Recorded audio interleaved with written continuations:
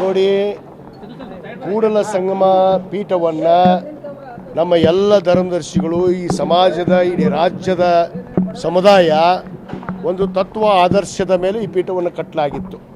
ಯಾವುದೇ ಪೂಜ್ಯರು ಬಂದರೂ ಕೂಡ ಅದು ಬಸವ ತತ್ವದ ಆಧಾರದ ಮೇಲೆ ಅವರು ನಡಿಬೇಕು, ಅವ್ರು ನಡೆ ಇರಬೇಕು, ನುಡಿ ಇರಬೇಕು, ಆ ತತ್ವವನ್ನು ಪಾಲನೆ ಮಾಡುವಂಥವರೇ ಬೇಕು ಅಂಥೇಳಿ ನಾವು ತತ್ವವನ್ನು ಅವ್ರನ್ನ ಬಸವ ಜಯ ಮೃತ್ಯುಂಜಯವ್ರನ್ನ ಇಲ್ಲಿ ಪೀಠಕ್ಕೆ ಕೂಡಿಸಿದ್ದು.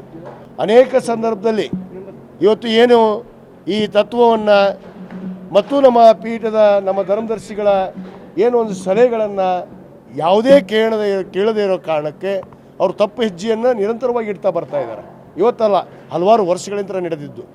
ಇವತ್ತು ಭಾಳ ಸ್ಪಷ್ಟವಾಗಿ ಇವತ್ತು ನಮ್ಮ ಪ್ರಧಾನ ಕಾರ್ಯದರ್ಶಿಗಳಂತ ನೀಲಕಂಠ ಸೂಟಿಯವರು ಮತ್ತು ಅನೇಕ ಧರ್ಮದರ್ಶಿಗಳು ಇವತ್ತು ಒಂದು ನಿರ್ಧಾರವನ್ನು ಅವರು ಕೈಗೊಂಡಿದ್ದಾರೆ.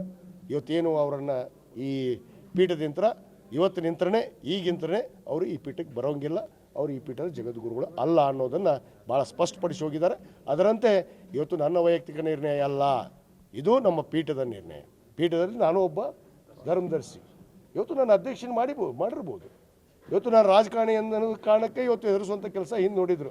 ವಿಷಾಪ್ರಾಸ್ತ ಮಾಡಿದಂಥ ಒಬ್ಬ ಏನು ವಿಧಾನಸಭೆಯ ಉಪನಾಯಕ, ವಿರೋಧ ಪಕ್ಷದ ಉಪನಾಯಕ ಹೇಳ್ತಿದ್ದ, ಮತ್ತು ಇವ್ರಿಗೆ ಬಿಗ ಹಾಕ್ಸಿದ್ರಿ ಅಂತ ಹೇಳಿದ್ರು. ನೀವು ಬಂದು ನೋಡಿದಿರಿ, ಬಿಗ ಹಾಕಿದ್ವೋ ಗೇಟ್ ಹಚ್ಚಿದ್ವೋ ಅಂತೇಳಿ.